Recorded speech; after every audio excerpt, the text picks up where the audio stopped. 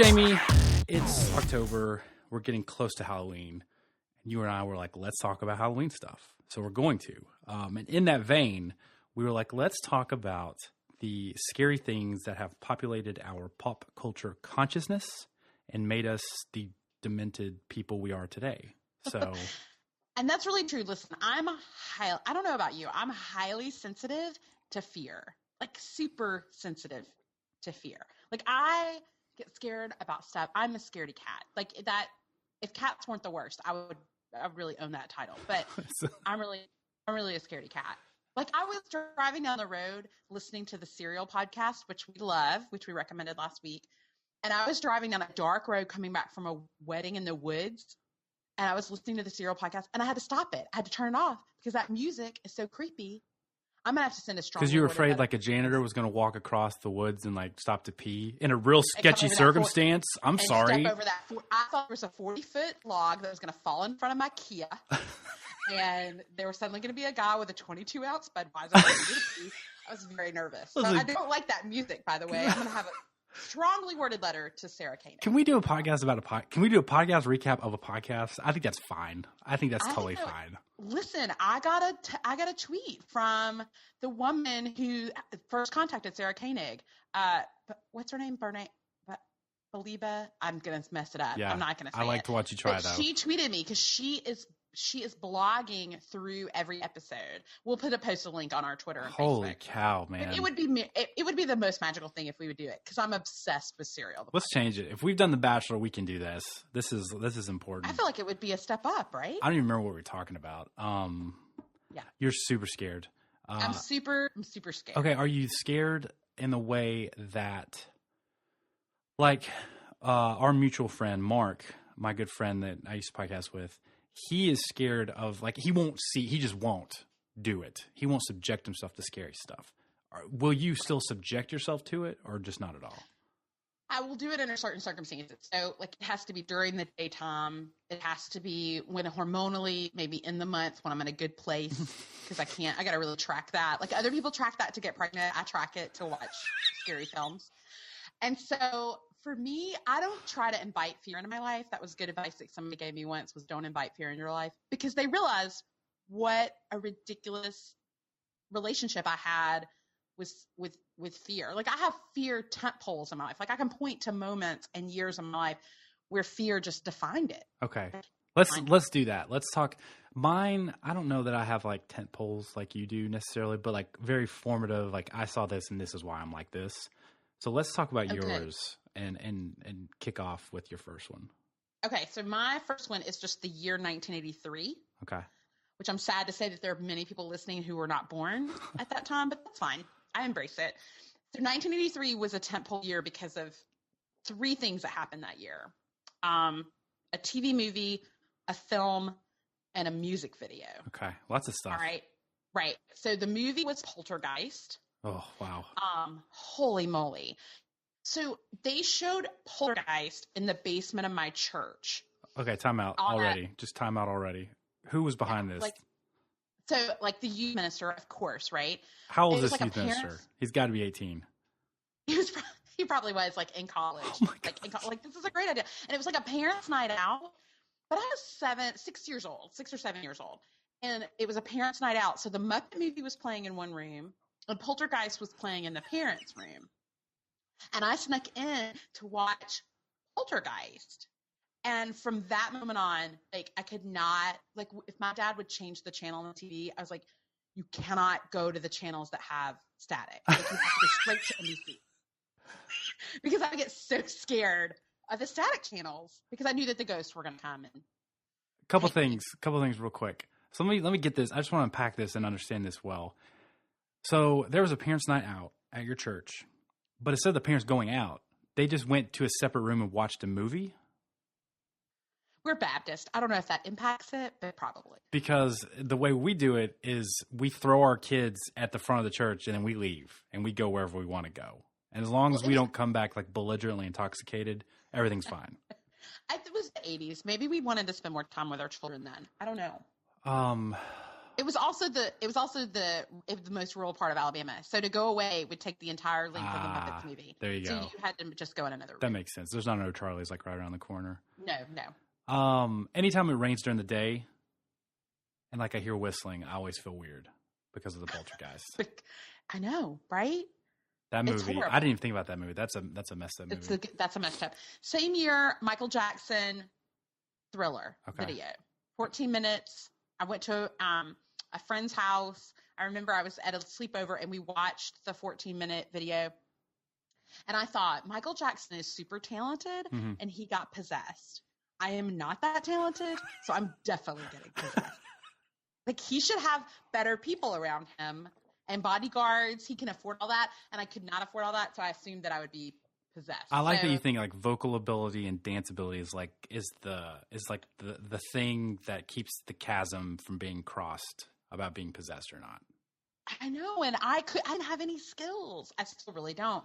And so I was really at risk. That's how my brain processed that. The last thing, and this really did impact me for a lifetime, to this day, is the movie Adam, the TV movie about Adam Walsh, who was kidnapped and murdered. Remember John Walsh? Oh, I didn't know there was a TV movie about that. Yeah. And so we watched the movie about my mom, and what the worst part was, Jo Beth Williams, the actress in The Exorcist, she was in Poltergeist and in Adam. So then I could not watch Jo Beth Williams movies because she's horrible. Does she have the weird voice? In the she's the mom. No, she's the mom. Oh, she's the mom. Okay, sorry. The mom. Yeah. And so Adam, I just assumed that what was going to happen at any given day of any given week is that I was going to be kidnapped. Gotcha. And so I just was constantly afraid of being kidnapped. So I would like not leave my mom's side. I got scared after school because I assumed a stranger would come pick me up. Yeah. I'm trying to think if you're the normal kid when it comes to like self-obsession with these, like you thought you were going to be possessed. You thought the TV was going to suck you in. You thought you were going to be abducted. Like, I wonder if that's like the normal like response for a kid, like everything revolves around them. Or if you're like especially selfish in that way of assuming all these bad things are going to happen to you. Well, I was pretty special. I was given a lot of trophies before it was even cool to give me a lot of trophies, doing like small things. I got a lot of stars at home. Sure. So I did think the world pretty much revolved around me. Okay, so that those things like define the rest of your life.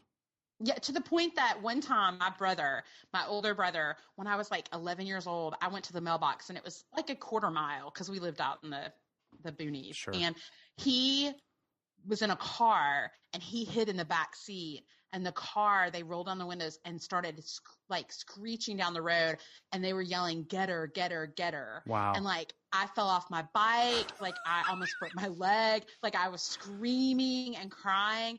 And from 11 to like, I'm going to say 35, I could not walk to the mailbox. Wow. That's some tough sledding for you to get over. My brother's the worst. I hate brothers. Okay. Mine, it's not like a big list. It's just kind of some weird tics that I have now because of poor decisions that happened when I was younger. Okay. The first one was, I don't know if there's really any repercussion. Oh, there probably is. When I was, I think 6 years old, I was staying at my uncle's house. Aunt and uncle, I think they were married at that point. And they showed us The Lost Boys. Are you familiar with The Lost Boys? Oh, Kiefer Sutherland looks amazing in The Lost Boys. This is not like the Peter Pan Jason Lost Patrick? Boys. Is it Jason Patrick? Yeah, exactly. Oh. Don't forget Corey Feldman. And please don't forget Alex Winter from Bill and Ted's Excellent Adventure fame. That's right. But I was 6, and it's a story about vampires, basically. There's too much going on for a young kid to process. And to this day, I have a weird feeling around Kiefer Sutherland. Every time I see him, like it summons a weird, uncomfortable feeling. Like I should be on high alert. Did you watch 24? Like, did you have that feeling while you watched 24? There was like, and it's only now I'm realizing like I couldn't enjoy it. I felt like irrationally tense. And I think it was because of that. I think it was because he scared the life out of me when I was 6 years old. It is a scary movie. I don't think we've talked about this. We were watching football a couple weeks ago, and Ro was watching with me, and they showed a trailer for Annabelle, and like he's just irrationally scared of things anyway, and they showed that trailer of like a possessed doll, and like it was almost like it was so scary that like it just reset his system. Like he couldn't be scared of it because it was so much, you know. And I think that's how Lost Boys was for me. Now, one with I was just going to say about Lost Boys, I think you probably would have felt differently if you're a girl, because suddenly vampires become really hot and you're not scared of them. You're just like, I want to get me some of that. Do you think Kiefer Sutherland was the forerunner of Robert Pattinson as a vampire? 100%. 100%. Like you've got Kiefer Sutherland, then Brad Pitt and Tom Cruise, then Robert Pattinson. Gun to your head, how tall is Kiefer Sutherland? 5'11". I'm trying to find out. I'm even That was a using great Google. question that you asked without any answer. Like, we're just going to put that out there that Jamie thinks he's that tall. 5'9". Boom. 5'9". 5'9". And 5'9" on IMDb really means 5'5". 5'11" present. There's no, he does not. His head does. All movie stars have massive heads, and that's why you think they have presence. And I should be more successful than that. The other one, and this one has long-ranging consequences, was I saw arachnophobia when I was 8, and I still have borderline panic attacks around spiders. And do you know how problematic that is when you are the paterfamilias of a household, Jamie Golden? So do you feel connected to like John Goodman and Jeff Daniels? Like, is it a positive response to them because they helped battle them? You know what's funny? It's all bad. Until I looked up like who was in the movie, I didn't even realize Jeff Daniels was in it. I didn't even realize like nobody resonated with me except for the spiders. The spiders are the only thing that resonated with me. Now, if I stick my hand into a lamp to turn off a light bulb, I assume I'm going to die. Still to this day, there's a weird feeling I have to get over. And probably until I was in college, I would sleep with the blanket like tucked under my feet so that no spiders could crawl up. Like it was great logic because a spider would be, oh, this blanket's tucked under his feet, can't kill him now. But like I still did that, right? Like I still tried. So yeah, weird things with spiders. I feel like that you judged me for my fears of being kidnapped and being irrational about that, but you're afraid to turn off a lamp. Yeah. Like, I feel like that's a double standard. No, I didn't judge you. I was thinking, is Jamie outrageously self-absorbed or appropriately self-absorbed? I just posed the question, and you said you're outrageously self-absorbed. All right, that's fair. Well, I'll tell you, for me, I was thinking back about, like, as I got older, like, did it get better? And I'll tell you just a couple things that really stuck with me. Again, kidnapping, the theme continued. 1990, Misery, the movie. Like, again, self-absorbed. Thank you this is good therapy for me because it was self-absorbed because why would someone stalk me and kidnap me at 13? Like, why would they? But I assumed that a Kathy Bates-like character was coming for me and would break my legs and then care for me. Yeah, the flaw in your logic is that, like, what's his name? James Caan. Like, he's a person that she wants to be with, right? Like, he's a person of substance. People want to be with me. I'm not saying 13-year-old Jamie Golden wasn't, but she was not. No, she had a lot of issues. Nobody was wanting to steal her and put her away. But then what happened was when I was in high school, I saw the TV movie, The Face on the Milk Carton. That's the name of the movie? Martin. Yes. The Face on the Milk Carton. Some of you are listening and know exactly what I'm talking about. It is based on a book, The Face on the Milk Carton, and is Kelly Martin from ER fame and from Life Goes On. Life Goes On, baby. Thank you. And she finds out like that she is the face on the milk carton. Like she is drinking milk and sees her own face on milk carton and realizes that she has been abducted as a baby and that this is not her real family. So of course I am like going through the storehouse behind our house looking for the milk carton that had my face on it because I clearly did not belong in this family. And they had abducted me. Interesting. So it turned into I'm going to get abducted to I was abducted. I have already been abducted. And you can't get re-abducted. Well, my brother could tanny really easily. I didn't understand how we could be in the same family biologically. Do you think getting abducted is largely a lady fear? Oh, for sure. Because I'm trying to think, like, I've never been worried about being kidnapped. Have you never been worried about being abducted? Not really. I feel like that's a self-esteem issue. I have healthy self-esteem, so I assume someone would want to abduct me. You probably have a lack of self-esteem. No, I think it's like an ego issue. Like I think most dudes are like, I'd fight out of it. Nobody's taking me. And I think, I don't know, maybe pop culture suggests to women like you're going to be raped and abducted. I don't know. I do know that you are not supposed to go to a second location. So I know even the rules of being abducted. Like, go limp. They can't drag you. Go limp. They can't. Put your thumbs underneath their eyes and pop them out. Do not go to a second location. You would rather die than go to a second location. Like, hold on. Can we start with your first one? Go limp. Imagine though, if you go limp, they can't pull you. You're so heavy. I think you're confronting like a grizzly bear with a kidnapper. I think the wires get crossed. I think that you can approach both situations the same. I don't think they have to be different. Are you acting like you're dead, or you're just like, I'm not cooperating with you? You're gonna have to drag me. Are you dialoguing as like you're going limp, or are they like this is the worst? I'm not having a conversation with them. I'm just going limp because I want them to have to. I'm not going to let my body be any of the momentum of getting me into that black car. I'm not going to do that. I'm not going to help them. That's great. That's really great. Can we go through your strategy? Because I've had this conversation with Ashley. I'm like, if you get abducted, this is what you need to do.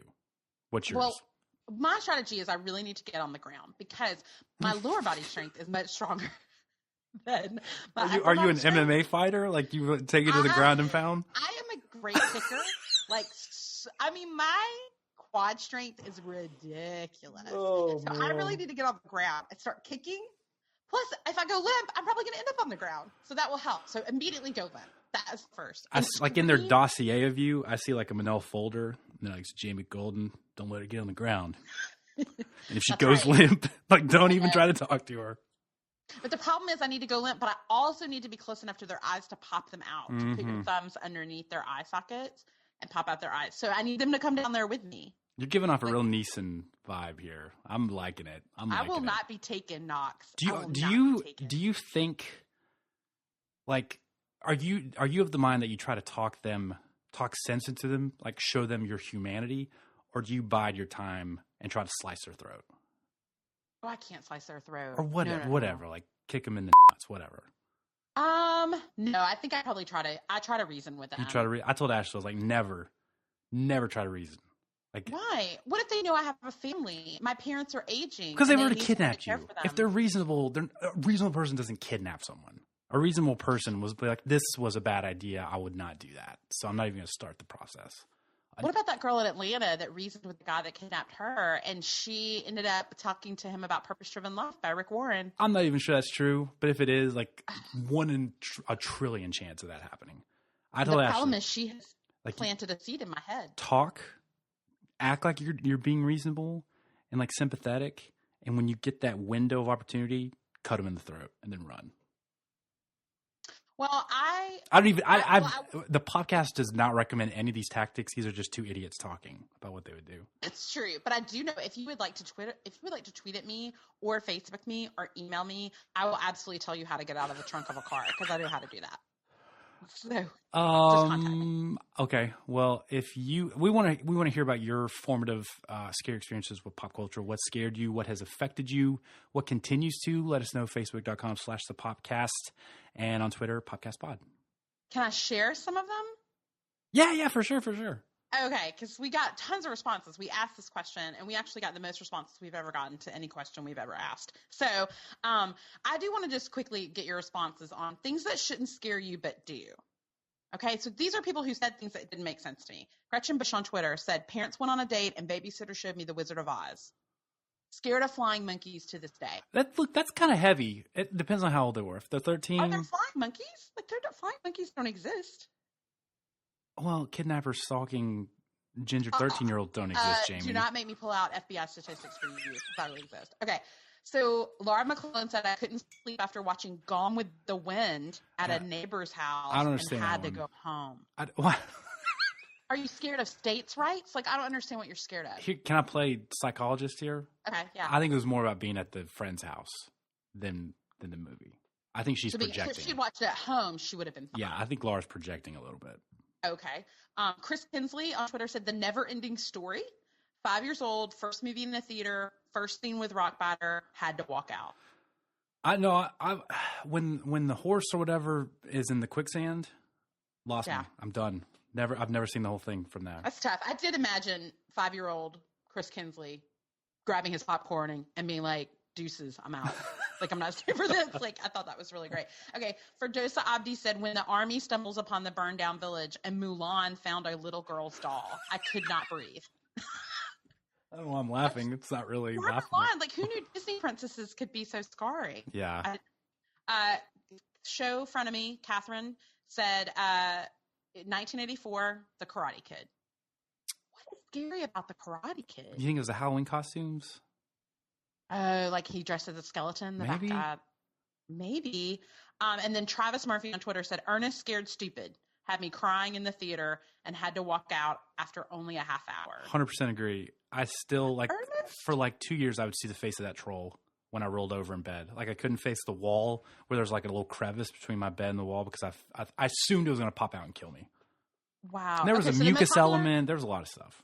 Well, the most popular answer was The Exorcist. Joseph Kennard, Marina Satari-Line, Court, Melanie Maddox all said The Exorcist. I've still never seen The Exorcist, and I won't. Still never seen The Exorcist, and I'm not going to now. I'm not going to see it. And then many people mentioned Stephen King movies like It, The Shining, Pet Sematary.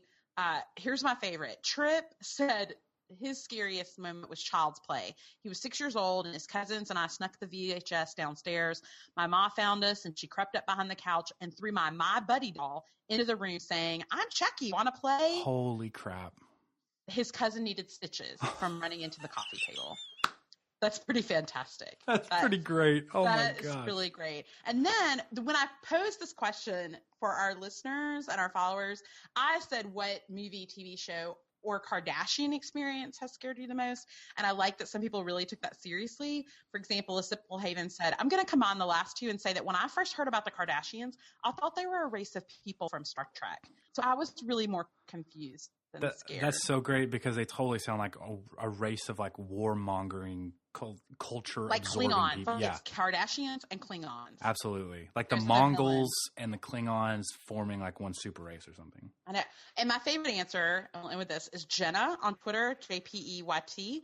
She said, my brother made me watch Scream as a tween, and at one time the Kardashians delivered her own child with her hands. Wow. Yes. She's right, Jenna. You're right. That was scary. None of us have all fully recovered. I feel like we're on the cusp of like TV and movies really showing live childbirth as like the new horror. And I don't want to be in that world. The business of being born, my friend. It's coming. No, thank you. Okay. So if you didn't tweet us or Facebook us your answer, let us know. We want to hear it.